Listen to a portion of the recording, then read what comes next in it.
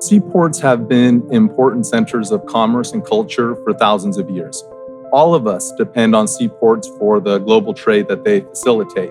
And as such, we have a responsibility to protect them.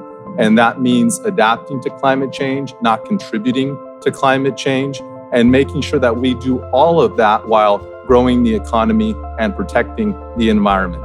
If we aim to keep our near-home water in good condition, then we need to make sure that urban waterfronts can support marine life and natural ecosystems.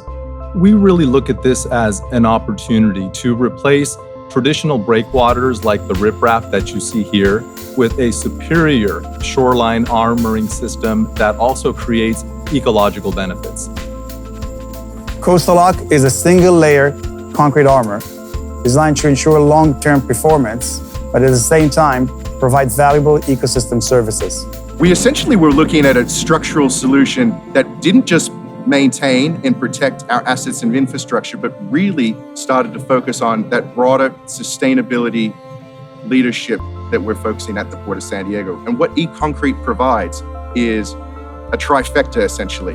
Carbon sequestration, smaller footprint, while at the same time providing resilience. Coastal-Lock will add value to the Port of San Diego by helping us create a superior shoreline stabilization technology that produces tremendous environmental benefits by creating a local ecosystem that also serves as a carbon sink and helps us achieve our climate action planning goals. The unique thing that the Port of San Diego and we love about Coastal-Lock is it mimics the world's greatest engineer, nature. It's also adding for the protection of the infrastructure. By allowing balanced biology to grow on our concrete, we actually protect the infrastructure in a process that's called bioprotection. The growth of different organisms on the surface of the concrete, like corals and oysters, barnacles, and other calcitic organisms.